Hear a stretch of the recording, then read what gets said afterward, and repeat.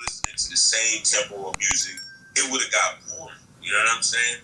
Like, you wouldn't even be able to appreciate the old shit if the new shit didn't come. You know what I'm saying? Niggas be chasing dreams while I be chasing greens. And if you front on me, I leave you in your gangster lean. What's going on, world? You're now tuned into Starstruck Media. I'm Tango Tony, back with another video.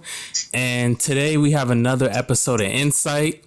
We do have a special guest all the way from the Bronx. One half of a underground hip hop duo. Let's welcome to the show, Nasty No from DNA. How you doing? All right, what's going on, y'all? Glad you're here, man. I appreciate it, man. Thank you. Let's get right into it then. So let's start from the beginning. Like what led you to, like rapping and wanting to be an MC? I think it's one of those situations where you kind of just, it's something. I think my uncle Joe, I have to credit him with that. You know what I'm saying? He gave me my first MC name. It's like, I think because he used to call me Noah and Fly Five, and we used to have like a little dance crew, break dance crew. But then we used to start rapping at the end, and then they like I just kept on doing it, and then I ran into, like, when I got older, me and my boy Bubs, we started the Hoods of Misbehavior. Robbie robbed the DJ, because that was like before DNA. That's kind of where DNA came from. The Hoods of Misbehavior. We started that, me and Bubs, and we kind of came up with our names, like just sitting on the park one day, like, yeah, cause we wasn't even the Hoods of Misbehavior. We started out as Uptown Mob, you know what I'm saying? And then just trying to be colorful with the names, because it was another situation named Uptown Mob, and it's like, oh, fuck it, we just changed our names. We just changed our names to the Hoods of Misbehavior. Okay, so it was a progression to get to DNA. DNA is the hood splitting up, and me and Devon just continuing to make music. You know what I'm saying? It wasn't even like no planned out or nothing. Like the first DNA song was like the last hood song. You know what I'm saying? It's just that we recorded it with some outside producers. We was just trying to get a different sound as to what everybody else was doing. But it was, it wasn't really nothing crazy. You know what I mean? Because we was like, when we was in the hoods, we was signed in CL Smooth's production company. So we was recording under that. We trade back. Young Lord was doing beats for us in the beginning. You know what I'm saying? We got a couple of tracks from Young Lord.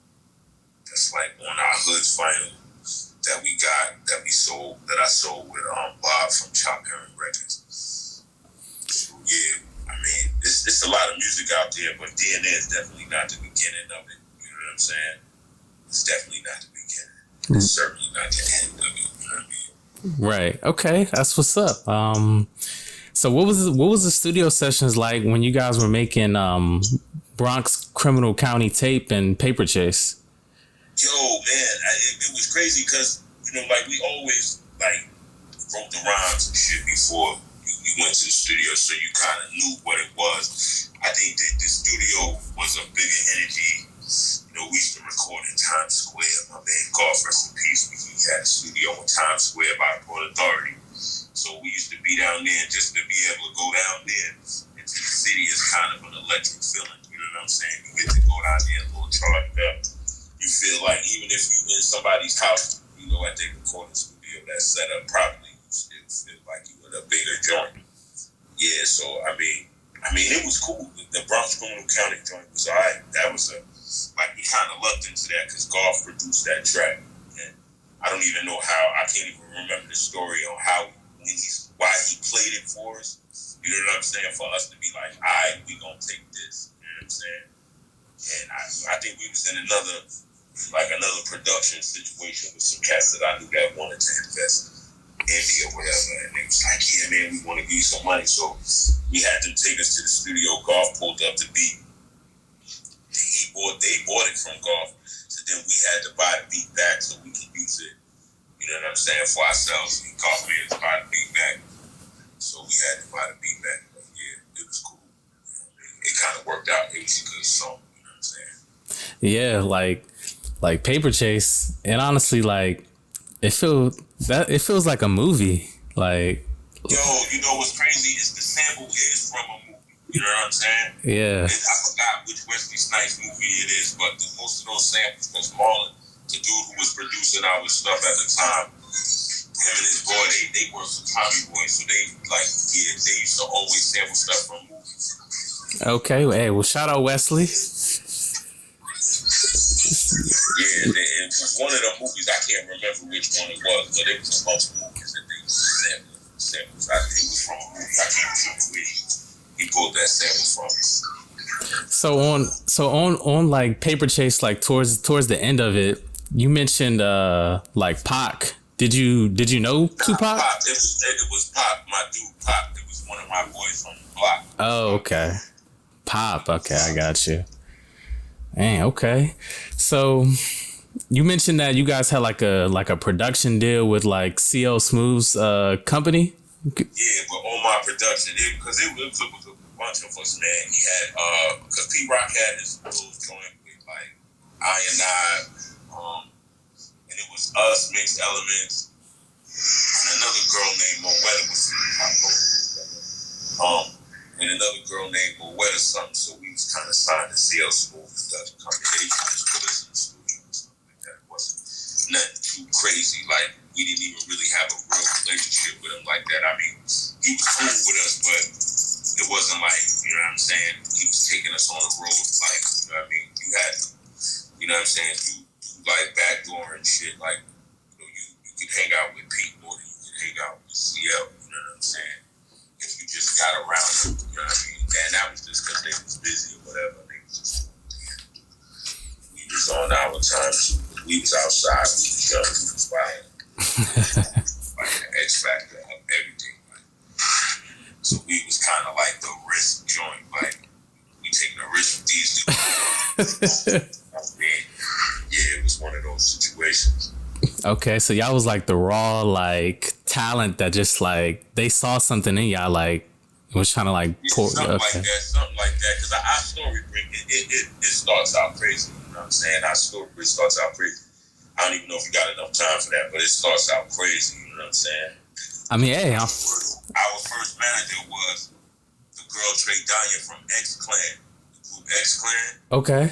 She was our first manager. The girl, the singer, Trey Danya, she was our manager. You know what I'm saying? So she used to like, you know, she knew all the producers, so she used to like, you know, hit us up with, you know what I'm saying, bring us around people, bring us to Def Jam all the time. We wound up getting tracks. And our first track, you know what I'm saying, was Devontae Swing. You know what I'm saying? Because they was trying to get us like in rain suits, dancing around like dude. I promise you, like they had us in the whole like a dance team. We had dancers, you know what I'm saying? Like, wow. was in there shaking it, you know what I'm saying? Yeah, they had us on different type of time at that time. You know what I'm saying? I ain't gonna hold you. They had us on different type of time, just trying to get in. You know, they was trying to fit us because we was young, 16, 17. You know what I'm saying? So they was trying to just fit us in, you know what I'm saying, into what they had as a mold. Like, oh, yo, rain suits. And this is when Jodeci was killing them with the rain suits and boots. They was like, yeah, y'all got to get something. Y'all got to be dancing. You know what I'm saying? I can remember the dance. It was a super uptown R&B joint. Uptown Records R&B track. And they had us doing the joint. It was called Spin the Night. I remember that shit like a motherfucker. You know what I'm saying? I probably remember like the first 5 bars of the joint, you know what I'm saying? Because yeah, that shit, it was a good little setup. That was fun. Yeah. Okay. And then we started there. So then, you know, she started like, cause she's the one who hooked us up with CL's his cousin that was running the management company. So it's like she done took us by Large Professor's crib, you know what I'm saying? Like, when we first went to Large Professor's house, we was asking him for a Michael Jackson sample, dead ass. You know what I'm saying? He was talking with a Michael Jackson sample like that. It was like, man, I really don't fuck with that in like 2 weeks. Like a month, 2 later, Nas come out with that fucking, it ain't hard to tell joint, and we sitting there with our heads. Oh. Actually, this joint 2 months ago, but you know what I'm saying? You can see why he wouldn't have gave that sample up. You know what I'm saying?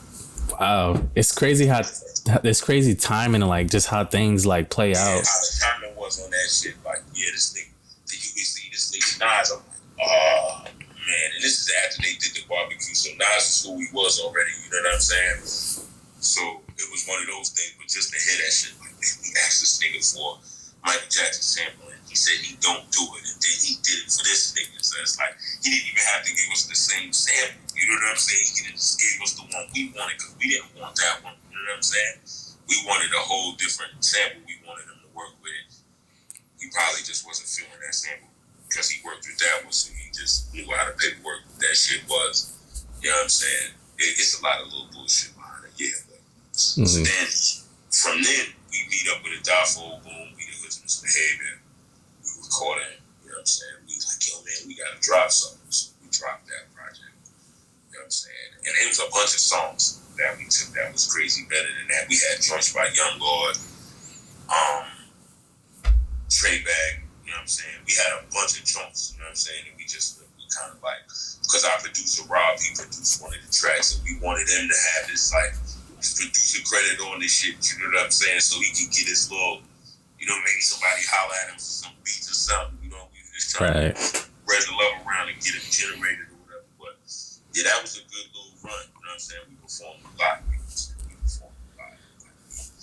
Did all kinds of shows, like Straight Out Your Had Us. Because then she started a group with Anton Buchansky, you know what I'm saying? Dude who did a lot of work with G-Rap back in the days, you know what I'm saying? Like mixing and mastering, produced a couple beats for him back in the days, you know what I'm saying? So it was a lot of veteran, you know, old heads behind the scenes working with us. They took us to DC. We performed at the nation's capital. It was crazy, you know what I'm saying? That shit was dope. It was like it wasn't even unexpected. It was just like hanging out with the drummers, Kurt, and just hanging out with the band dudes. Like, man, you know y'all gonna have to say something tomorrow. Y'all might as well try to get it right tonight. So I remember that night I stayed in the room with Kurt, you know what I'm saying, and kind of went through something that I could say that was like not so, that was nation, you know, capital friendly. You know what I'm saying? Because you gotta remember, you know, you rapping in the studio was different than actually rapping at the nation's capital. Behind the capital, you know what I'm saying? Yeah. You can't be cussing and shit like that, you know what I'm saying? You gotta really water it down a little bit. You gotta turn it all the way down. Yeah. Super radio friendly. So I remember I had to do that night, like, because I didn't have none of those. You know what I'm saying? In the back, I didn't have none of them. I could just be like, I'm gonna say this and, you know, maneuver through. I actually had to pen that joint and wind up freestyling half of this shit because I couldn't really remember it because it's not like writing a verse to a song. It was just something I was like, these ideas, you know what I'm saying? Like, I'm not gonna say this, I'm not gonna say that. It was crazy. It was fun. Damn, okay. So like, it sounded like you guys was really like starting to have motion. So yeah, yo, you know what's crazy? It was like as soon as we got motion, man, it was like, it was like, man, we just started getting, like, people just started coming in from everywhere. So you didn't really know who to trust when it came down to who was doing the business, right? Who had your best interest at heart, you know what I'm saying?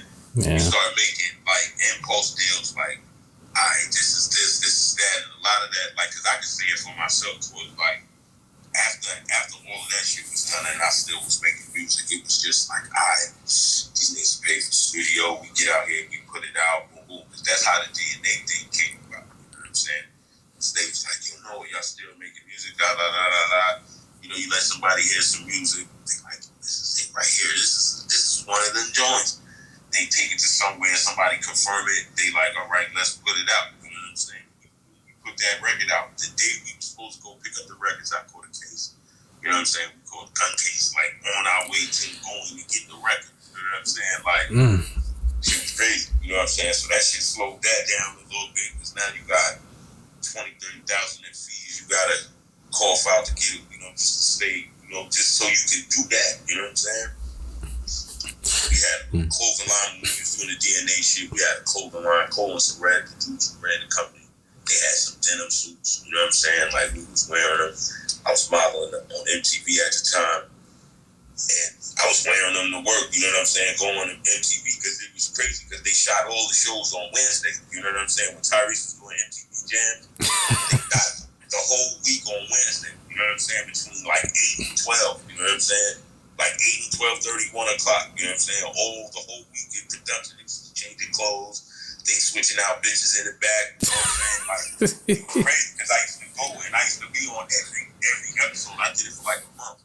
I'd be on every episode every day. You know what I'm saying? And I had my own bar sometimes. So people be like, man, you was playing hooky. I see you on TV this morning. It used to be crazy. You be just sitting on the train. You know what I'm saying? People be like, man, I just saw you on that TV not too long ago. I was like, oh, no, you do that shit on Wednesdays, man. You know what I'm saying? Right. Wow. Like, people learn that shit about TV. The energy at that time, like, had to be out of this world, like, because that was the golden age of hip hop. So, like, yeah, that's the crazy part about it. Like, a lot of people wouldn't know that about those times. Like, how crucial it was to be around. You know what I'm saying? Like, how crazy it was to just be around. Because it was crucial them times, B. Like, it was really worth his shit. You know what I'm saying? It was worth his shit to rock out back in the days. B. Like, and then, you know, Tupac was alive. The tunnel was open. You know what I'm saying? The tunnel was the spot that had the unisex bathroom. You know what I'm saying? back then.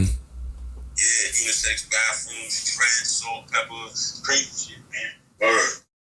Crazy shit. Tread, salt, pepper, the bathroom. They used to have like they used to have beds in there, like lounges, which is bedrooms, king size beds. Then they had like a Sesame Place spot with the balls. You know what I'm saying? Like the ballrooms are going dark balls. They had that in there, but they closed that because they was throwing the balls out the room into the crowd. You know what I'm saying? It was hard to fight, so they had closed that. Wow. Back in the days, that's when Wu-Tang and them started popping.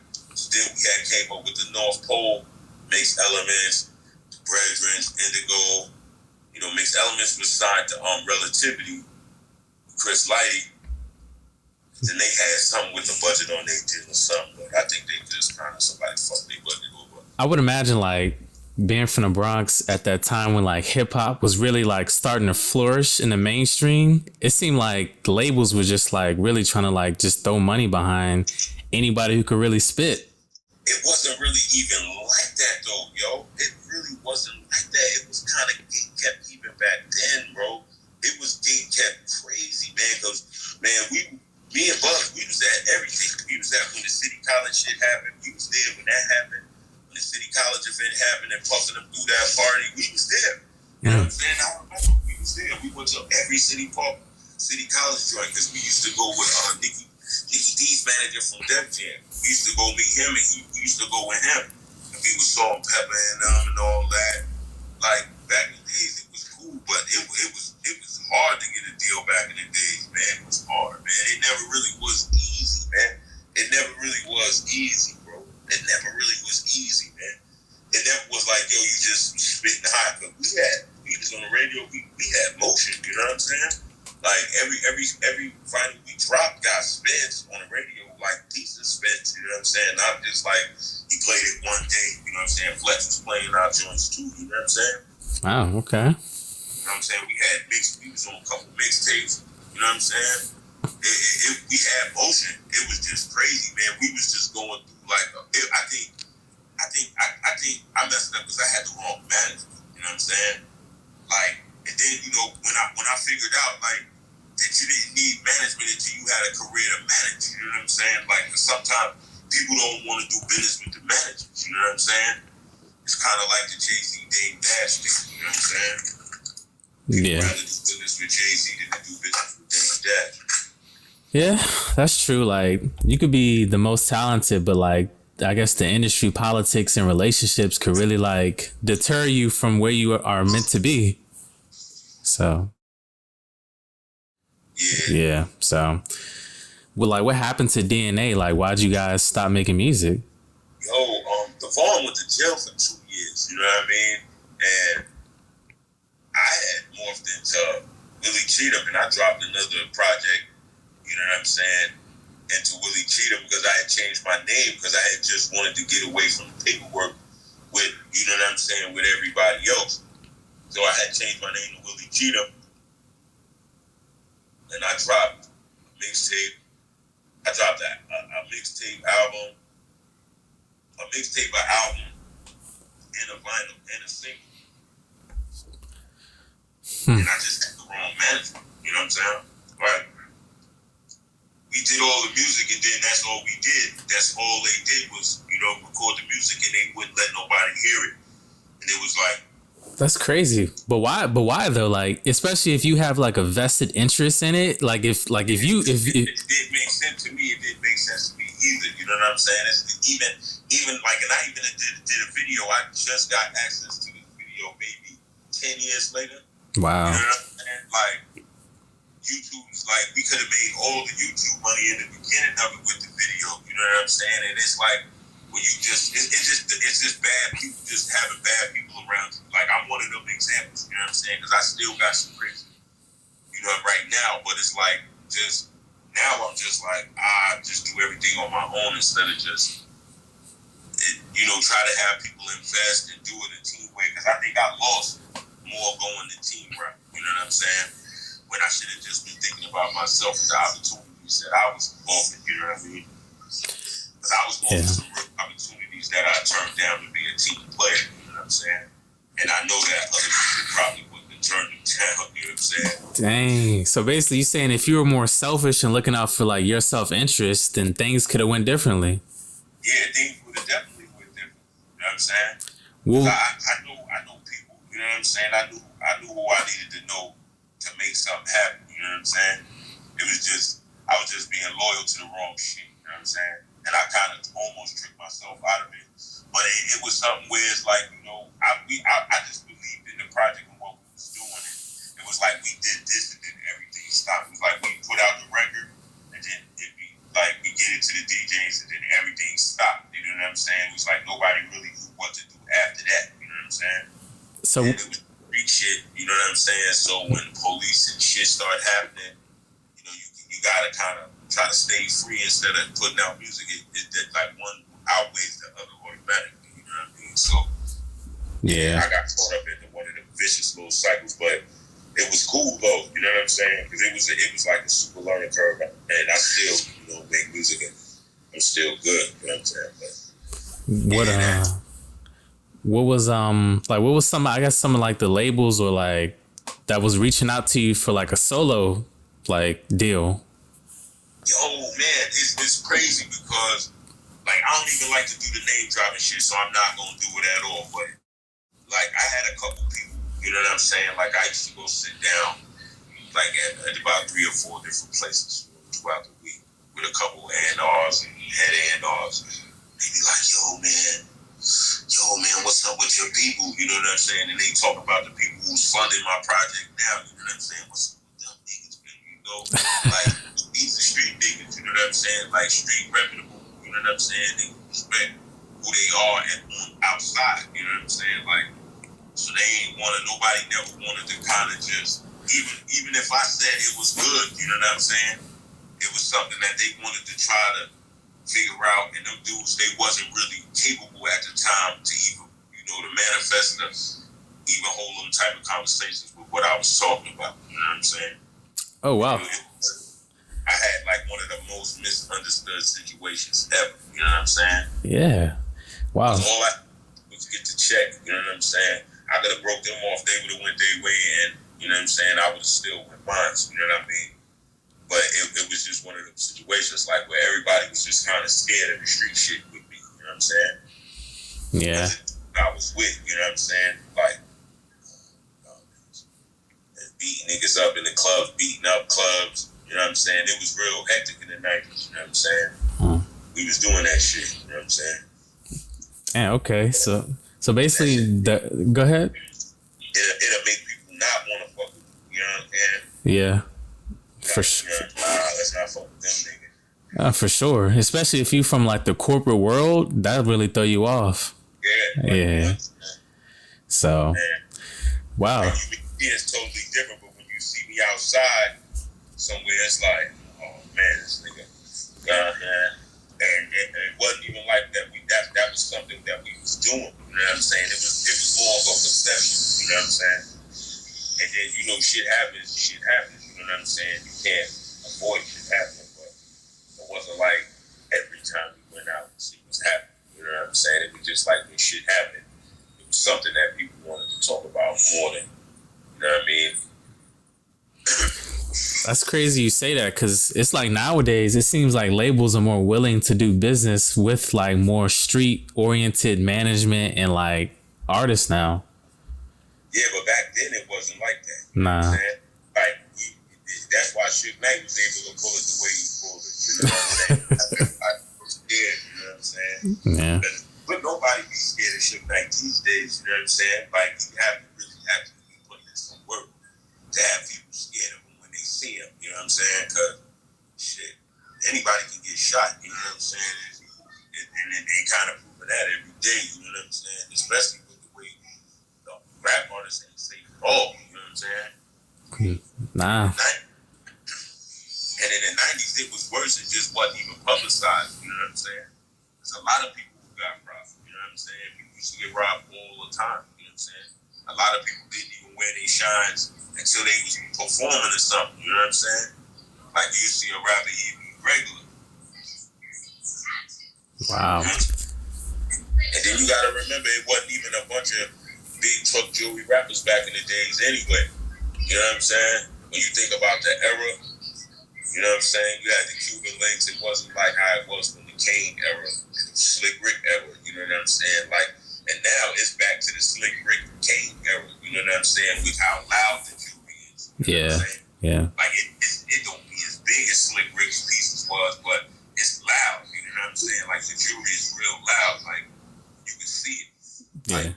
Jay-Z and them, they had loud jewelry, but it wasn't like, you know what I'm saying? How T-Pain took the big ass chain. It wasn't crazy like that. You know what I'm saying? Everybody had their little piece, you know, Terrace Bar, Rockefeller. You know what I'm saying? Everybody, G-Unit, everybody had their little, you know, their crew chain. You know what I'm saying? But Wow. Okay. What's your take on like the current state of like hip hop rap compared to like the 80s and 90s that she was coming up in?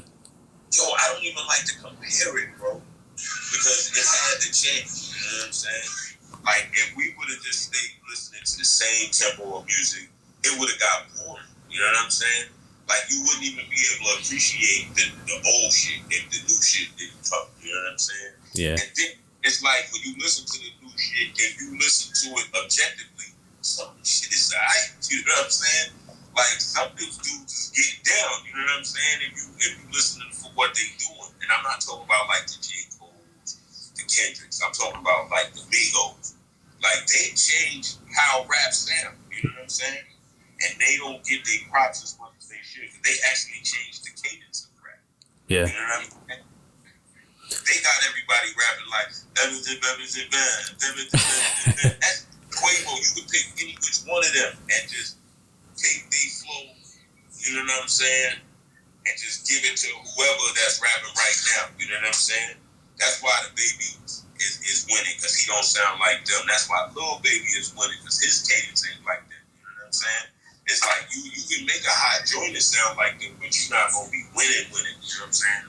Unless it's semi-rip, Young Thug, they all Lil Uzi. You know what I'm saying? Like Lil Uzi took it to a whole nother. You know what I'm saying? Like, it's a lot of good music out there. You know what I'm saying? And to be honest, I was just telling somebody, like, you gotta promote your shit every day. Like, it's like you gotta almost be overbearing with it. You know what I'm saying? In order to get some traction these days, some motion. You know what I'm saying? But I like the new music, man. I like it. Make the girl, it make the booty shake. You know what I'm saying? Think about be scrolling through your phone and you see him going to that one song. You like that damn song. Like, you know what I'm saying? Like, just keep it real with yourself. You know what I'm saying? I know guys that's like super old school. They want to hear the 80s, the 90s all forever. But I'm like, where's the growth in that? You know what I'm saying? Yeah. When them same artists ain't still making music, and they could, because hip hop, you know what I'm saying, as a genre, is the only artist that has ageism. Like, after you hit a certain age, it's not cool for you to make music no more. And any other genre, you could till you die. You could do that shit till you die. You know what I'm saying? Especially with rock and roll. Them rock and roll dudes can't even be. You know what I'm saying? They can barely walk on the stage and they be getting super huge checks at shows. You know what I'm saying? they be needing inhalers and all that, with the hot thing. And they selling out arenas, but, something with, just our community a little bit, you know what I'm saying? Yeah. It won't allow, and I think it's coming back now, you know what I'm saying? I think now, with Nas doing it the way he's doing it, he's actually, and the Nas, and it would be Nas, you know what I'm saying? And I would love to say that shit. It would be Nas who let it be known, like, I can do this for 30 years and still put out shit that's comparable, we can play these side by side. And I think Nas, his whole career, he needed a hit boy. You know what I'm saying? Nas never had a hit boy like his own producer. Right. Man, somebody where he go to their house, when they get in the studio, when he put a beat on, Nas feel everything. He feel like I can get on every one of these. Like as an MC, you need one of those. And when I was doing my when I was finishing my Willie Cheeto project, I had my guy Breeze. Like, he was just sending me tracks all the way through, even after that. You know what I'm saying? That was my guy. You know what I'm saying? Like, I'm actually begging him right now to be like, man, please make some more beats. An MPC, like you gonna have on an MPC, whatever you need. Just start again, but he got a couple businesses, so he gotta run his business. I can't be mad at him. Yeah. And that actually leads me to my next question, like as far as like the future and like music, like your music, like are you planning to release more music like in the future or like yeah, I'm gonna put out I think 2 or 3 projects. Yeah. Right now, yes. Like just independent, or you got like some just independent. Okay. You know what I'm saying?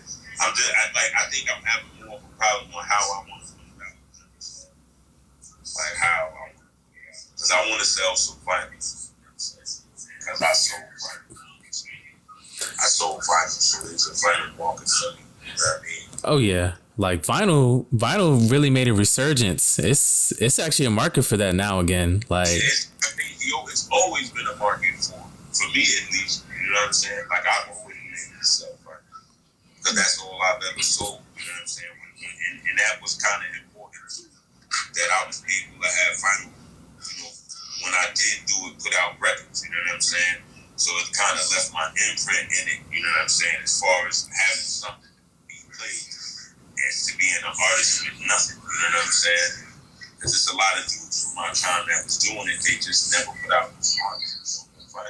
Yeah, the vinyl will be hard. I mean, are you planning to like maybe like be on like social media, like maybe like a YouTube channel, like I'm going crazy with it. This next project is gonna go crazy, but I know like I'm working on something called 58 Years. It's about the black people. And it's just like geared towards being black, and it's just the experience. 58 years is kind of self-explanatory.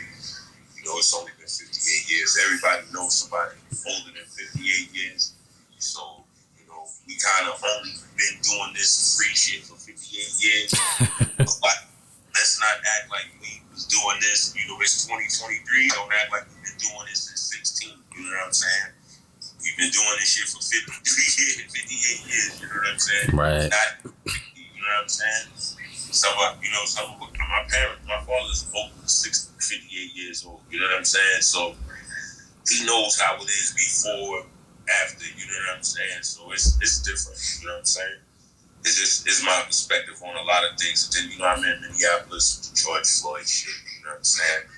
Affected, that was part of my life. Like I lived through that, you know what I'm saying? So it's different. I got a lot of perspective on that with Minnesota, you know what I'm saying? Just on the whole, you know what I'm saying? Okay. I mean, even though a lot of music nowadays is kind of like more fun, club-oriented stuff, people still actually really want to hear like some real shit, like conscious music. Like, yes, so. And that's why it's crazy, right? That there's a genre for everything, and that's why I tell there's a lane for everybody. You just gotta find people who want what you got. You know what I'm saying? Yeah. And basically, sometimes you might not even. It don't have to be nobody that you turn your head and see. You know what I'm saying? It don't even have to be those people. You know what I'm saying?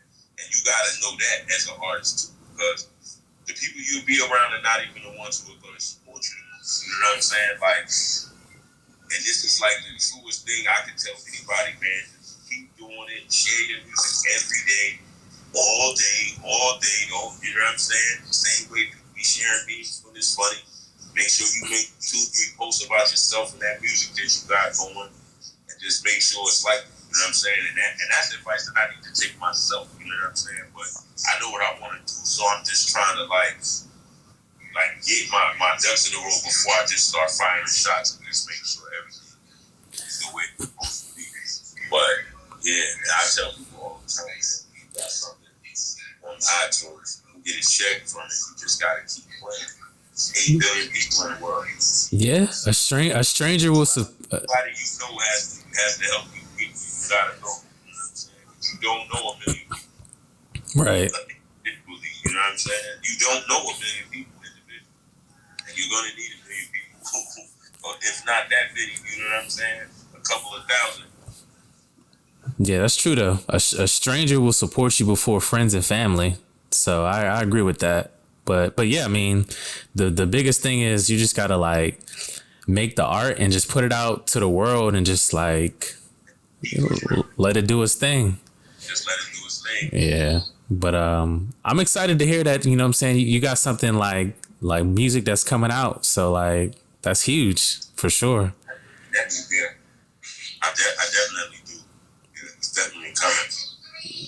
Are you are we about to say something? Oh, no. I said I just saying I'm not gonna lie, it's definitely coming. Oh yeah. Are you still living out in New York City, or are you elsewhere? Minneapolis now. You said Minneapolis? Oh wow, that's okay. So that's why you said the George Floyd. Okay. Out here. Okay. Could you speak on that more? Like, cause they were like riots. It was riots and everything out there. Like, it looked like a third world country the day after. You know what I'm saying? Like wow. after all riots and stuff happened. Yeah, it was gonna happen out here because a lot of stuff happened. Like it's like Minnesota is not 100%. Like it's like maybe 4% black, the whole state population, 5% black, the whole state. You know what I'm saying? And all the black people live in St. Paul and Minneapolis. You know what I'm saying? And the surrounding suburbs. So everybody else in Minnesota is white. You know what I'm saying? Like literally. You know what I'm saying? And nobody that's black from Minnesota is like literally from Minnesota. You know what I'm saying? They all from somewhere else. Chicago, Indiana, Kansas City. You know what I'm saying? Missouri, you know what I'm saying? Iowa, Chicago, Gary, Indiana, Ohio. But it's not that many people born and raised out here. You know what I'm saying? That's black. You know what I'm saying? And that's just me being out here for the time I've been out here. There's people from everywhere. You know what I'm saying? So, and then, you know, there's no all black neighborhoods. There's no all white neighborhoods. You know what I'm saying? It's no Asian. And, you know, they would have more Asian neighborhoods, more Somalian, you know, neighborhoods. You know what I mean? Because more Spanish neighborhoods. You know what I'm saying? But it's nothing black out here. You know what I'm saying? There's no black neighborhood. You know what I'm saying? Not like this Harlem. You know what I'm saying? Not like how you go to Miami, they got Dade. You know what I'm saying? You know what's some things over here. It ain't nothing like that in Minnesota. You know what I'm saying? There ain't no block where it's just 100% black people live on one block. You know what I'm saying? Right. Dang. Nowhere in Minnesota. You know what I'm saying? Not nowhere. You know what I'm saying? Where the whole block, corner to corner, is just straight black. Nowhere. That's a big jump, moving from like big city New York to a smaller market city like Minneapolis. Like, what prompted that move? Yo, man, it was just, you know, street shit. Everything else, you know what I'm saying? You gotta go where you could go. My dad came out here, you know what I'm saying? So I always had a driver's license. I used to just come out here, driver's license, go back home. But then I just started chilling, and I liked it, you know what I'm saying? Because it's cool out there. It's actually, you know what I'm saying? The living ain't that bad. It's just cold, but outside of the snow and the cold. Definitely cheaper for sure, especially compared to New York. So yeah, cost of living much lower. But Do you still have like a relationship with Devon at all? Not really. You know what I mean? We stopped talking a couple years ago, but not really. No, okay. Just like the relationship just ran its course, so like y'all had like a some business, you know what I mean? But it ain't nothing like bad blood or nothing like that. Business.